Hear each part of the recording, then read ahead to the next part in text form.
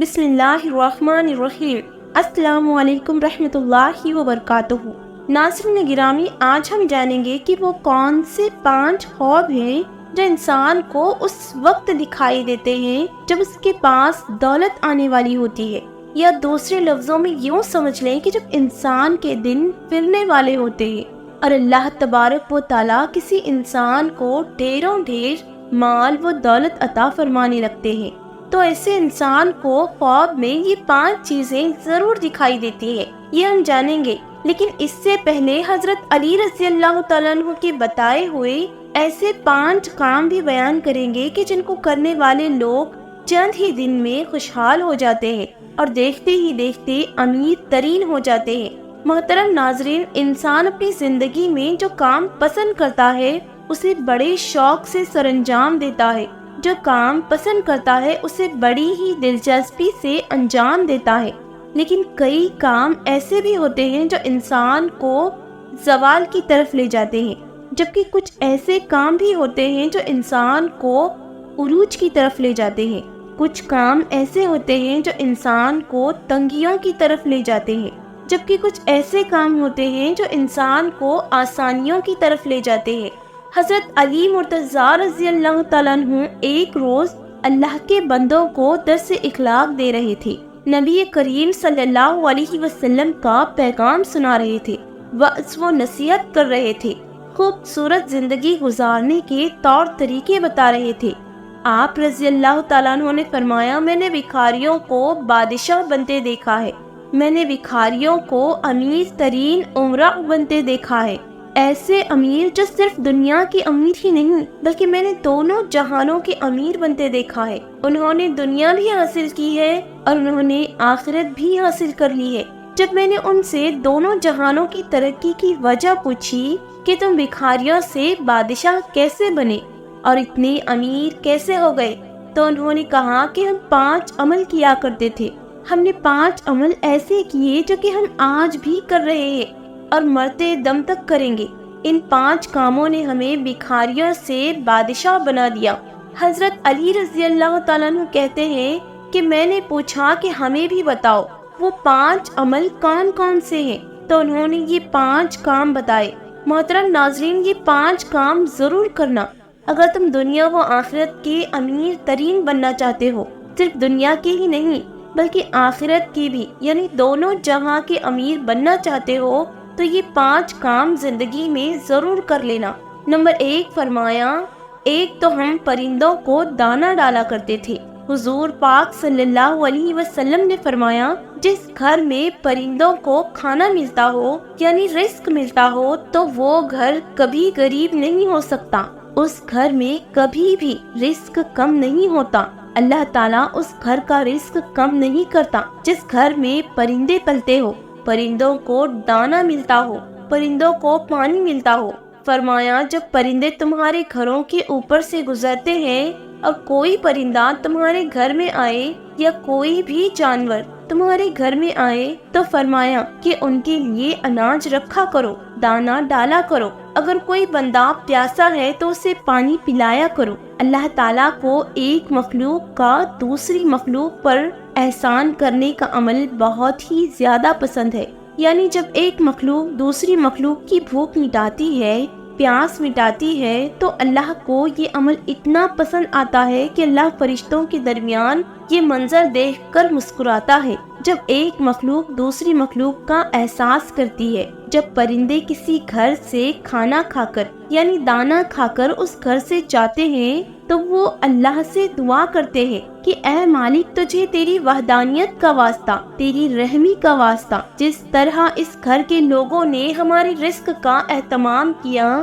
تو بھی اس گھر کے لوگوں کے رزق کا اہتمام کر۔ تو یوں اللہ تبارک و تعالیٰ اپنی برکت کے تمام دروازے اس گھر کی طرف کر دیتا ہے جس گھر میں اللہ کی مخلوق کو کھانا ملتا ہے، جانوروں کو کھانا ملتا ہے۔ حضرت امام جعفر صادق رضی اللہ تعالیٰ عنہ فرماتے ہیں کہ جو انسان صبح اٹھتے ہی یہ ایک عمل کرتا ہے، اللہ تبارک و تعالیٰ 3 فرشتے اس کے ساتھ ساتھ لگا دیتا ہے، یعنی 3 فرشتوں کی ڈیوٹی لگ جاتی ہے، وہ صبح دوپہر شام اس کے ساتھ ہی رہتے ہیں۔ پہلا فرشتہ اس انسان کی عزت بڑھانے کے اسباب پیدا کرتا ہے، دوسرا فرشتہ اس کا رزق بڑھانے کے اسباب پیدا کرتا ہے، جبکہ تیسرا فرشتہ اسے مصیبتوں سے بچانے کے اسباب پیدا کرتا ہے۔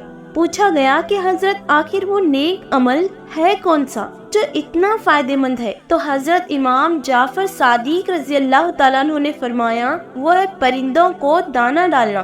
جو شخص صبح سویرے اٹھ کر دوسری مخلوق کو کھانا دیتا ہے، اللہ تبارک و تعالیٰ اس پر 3 فرشتوں کی ڈیوٹی لگا دیتا ہے۔ نمبر 2، اس کے بعد حضرت علی رضی اللہ تعالیٰ عنہ نے فرمایا کہ اس شخص نے کہا، ان کا دوسرا عمل یعنی دوسرا کام جو وہ کرتے تھے وہ یہ تھا کہ وہ غریبوں کی مدد کیا کرتے تھے۔ جو شخص غریبوں کی مدد کرتا ہے وہ زندگی میں کبھی بھی غریب نہیں ہوتا۔ یاد رہے کہ بندے کی عبادت بندے کو اس مقام تک نہیں پہنچاتی جہاں غریبوں کی مدد پہنچاتی ہے، جہاں غریبوں کی خدمت پہنچاتی ہے۔ جب غریبوں کی خدمت کی بات آتی ہے تو میرے نبی صلی اللہ علیہ وسلم سے بڑھ کر کوئی سخی اور رحم دل نہیں، حضرت ابوبکر صدیق رضی اللہ تعالیٰ عنہ سے بڑھ کر اچھا حکمران دنیا میں کوئی نہیں آیا۔ اسی طرح سیدنا عمر فاروق رضی اللہ تعالیٰ عنہ سے بڑھ کر کوئی بادشاہ نہیں آیا۔ سخاوت میں حضرت سیدنا عثمان غنی رضی اللہ تعالیٰ عنہ سے بڑھ کر کوئی حکمران نہیں آیا، اور علمی فراست میں حضرت علی مرتضیٰ رضی اللہ تعالیٰ عنہ سے اچھا حکمران اس دنیا میں کوئی نہیں آیا۔ کوئی ایسا مشہور و معروف بادشاہ نہیں گزرا کہ 14 صدیاں گزرنے کے بعد بھی لوگ ان کی مثالیں دیں۔ غریبوں کی مدد کی جب بات آتی ہے تو حضرت عمر فاروق رضی اللہ تعالیٰ عنہ کا ذکر نہ ہو ایسا ممکن نہیں۔ حضرت عمر فاروق رضی اللہ تعالیٰ عنہ جو وقت کے خلیفہ تھے، بوریاں لاد لاد کے لے جاتے اور غریبوں کی مدد کیا کرتے تھے، غریبوں کو کھانا کھلایا کرتے تھے۔ ایک شخص تھا جس کی بیوی حاملہ تھی، بچے کی پیدائش کا وقت قریب تھا، جبکہ گھر میں 1 روپیہ بھی نہیں تھا۔ اب یہ لوگ پریشان تھے کہ پیسہ ایک بھی نہیں ہے، جبکہ بچے کی پیدائش کا وقت قریب ہے۔ وہ ہمسایوں کے پاس گئے کہ ہمیں کچھ قرضہ دے دو، انہوں نے کچھ نہ دیا۔ تو اس شخص کے ذہن میں ایک ترکیب آئی کہ کیوں نہ میں مدینے چلا جاؤں، حضرت عمر فاروق رضی اللہ تعالیٰ عنہ کے پاس، ان کے سامنے جا کر فریاد کروں، عرض کروں، وہ میری مدد ضرور کریں گے۔ یہ شخص اپنی حاملہ بیوی کو لے کر مدینے کی طرف جا رہا تھا، تو چلتے چلتے جیسے ہی مدینے کی سرزمین پر قدم رکھا، شام ہو گئی، رات ڈھلنے لگی، بچے کی پیدائش کا وقت قریب تھا۔ اس نے بیوی کو کہا کہ کیوں نہ ہم یہی خیمہ لگا کر رات بسر کر لیتے ہیں، صبح ہوتے ہی عمر رضی اللہ تعالیٰ عنہ کے پاس چلے جائیں گے۔ رات یہ لوگ وہیں ٹھہرے۔ رات کا دوسرا پہر آیا تو بیوی درد سے چیخنے لگی، بچے کی پیدائش کا وقت قریب ہے، اور یہ شخص بیوی کو حوصلے دے رہا ہے کہ ابھی فجر ہونے والی ہے۔ چلتے ہیں عمر رضی اللہ تعالیٰ عنہ کے پاس، اپنا مسئلہ حل کرواتے ہیں۔ حضرت عمر فاروق رضی اللہ تعالیٰ عنہ کی عادت تھی کہ آپ رات کے دوسرے پہر مدینے کی گلیوں میں گشت کیا کرتے تھے۔ آپ رضی اللہ تعالیٰ عنہ فرمایا کرتے تھے کہ میری حکمرانی میں اگر کوئی کتا بھی پیاسا مر گیا تو حساب عمر کو دینا پڑے گا۔ اس رات حضرت عمر رضی اللہ تعالیٰ عنہ مدینے کی گلیوں میں گشت فرما ہی رہے تھے کہ آپ نے دور سے دیکھا کہ خیمے میں آگ جل رہی ہے۔ آپ نے غلاموں کو بھیجا کہ جا کے دیکھو وہ کون بیٹھا ہے رات کے اس پہر، کوئی مسافر تو نہیں ہے۔ غلام اس شخص کے پاس گیا، اس نے کہا کہ میری بیوی حاملہ ہے، مجھے مدد کی اشد ضرورت ہے۔ غلام نے واپس آ کر حضرت عمر رضی اللہ تعالیٰ عنہ کو ساری بات بتائی۔ اللہ اکبر! حضرت عمر فاروق رضی اللہ تعالیٰ عنہ دوڑ کر گئے، اپنی بیوی کو اٹھایا، کہا اٹھو، اگر تمہیں ثواب مل رہا ہو تو لینا چاہو گی، اگر تمہیں نیکیاں مل رہی ہو تو لینا چاہو گی؟ کہا کیوں نہیں حضرت۔ پھر فرمایا اس وقت میرے یار کی بیوی تکلیف میں مبتلا ہے اور تھوڑی دیر میں بچے کی پیدائش کا وقت آنے والا ہے، اٹھو اور تھوڑی دیر کے لیے دائی بن جاؤ۔ آپ رضی اللہ تعالیٰ عنہ کی زوجہ نے ضرورت کا سارا سامان اٹھایا اور حضرت عمر رضی اللہ تعالیٰ عنہ سے کہنے لگی کہ آپ تھوڑی سی لکڑیاں کندھے پر اٹھا لیں آپ نے کندھے پر لکڑیاں اٹھائیں اور وہاں جا پہنچے۔ حضرت عمر فاروق رضی اللہ تعالیٰ عنہ کی زوجہ محترمہ خیمے کے اندر چلی گئی جہاں وہ مسافر کی بیوی چیخ رہی تھی، تو حضرت عمر رضی اللہ تعالیٰ عنہ باہر اس شخص کے سامنے ہاتھ باندھ کر کھڑے ہو گئے۔ اس شخص نے یہ سمجھا کہ یہ کوئی غلام ہے، اس غلام کی بیوی دائی ہے اور یہ اس کا شوہر ہے اور یہاں کا غلام ہے۔ اس نے حکم چلانے شروع کر دیے، آرڈرز چلانے شروع کر دیے اور کہنے لگا جلدی جاؤ، لکڑیاں لے کر آؤ۔ آپ دوڑ کر جاتے اور لکڑیاں لے کر آتے، جلدی کرو، آگ جلاؤ۔ آپ پھونکے مارتے اور آگ جلاتے۔ اللہ اکبر۔ ناظرین، اس نے حضرت عمر رضی اللہ تعالیٰ عنہ کے ساتھ نوکروں سا سلوک کر رکھا تھا۔ وہ نادان نہیں جانتا تھا کہ اس کے سامنے یہ جو شخصیت کھڑی ہے یہ خود عمر فاروق رضی اللہ تعالیٰ عنہ ہے۔ ایک دم خیمے کے اندر سے آواز آئی، یا امیر المومنین، آپ کی زوجہ محترمہ نے آپ کو آواز دی، اے عمر، آپ کو مبارک ہو، اللہ نے آپ کے یار کو بیٹا عطا کیا ہے، آپ کے دوست کو، آپ کے بھائی کو اللہ نے بیٹا عطا کیا ہے۔ جیسے ہی بیگم صاحبہ نے کہا یا امیر المومنین، مسافر نے سنا اور اس کے پاؤں تلے سے زمین نکل گئی۔ کیا یہی امیر المومنین ہے؟ فوراً قدموں پہ گرا اور کہنے لگا، یا امیر المومنین، مجھے معاف کر دے۔ یہ بدبخت آنکھیں نہ پہچان سکی کہ آپ کون ہیں، مجھے معاف کر دے، میں نہیں جانتا تھا۔ حضرت عمر فاروق رضی اللہ تعالیٰ عنہ نے اسے اٹھایا اور اپنے سینے سے لگایا اور رو کر کہنے لگے کہ اے شخص، تجھے پتہ نہیں کہ یہ مدینہ منورہ ہے، یہ میرے آقا کریم کا شہر ہے۔ یہاں امیروں کے نہیں، یہاں تو غریبوں کے استقبال ہوتے ہیں، یہاں تو غریبوں کو عزتیں ملتی ہیں، یہاں تو غریبوں کی مدد کی جاتی ہے، یہاں تو غریبوں کو بادشاہ بنایا جاتا ہے۔ تو غریبوں کی مدد کرنے والا شخص کبھی زندگی میں غریب نہیں ہوتا، غریبوں کی ضرورت پوری کرنے والا شخص کبھی غریب نہیں ہوتا۔ وہ کہتے ہیں کہ ہمارے امیر بننے کی سب سے بڑی وجہ یہ تھی کہ غریبوں کی مدد کیا کرتے تھے۔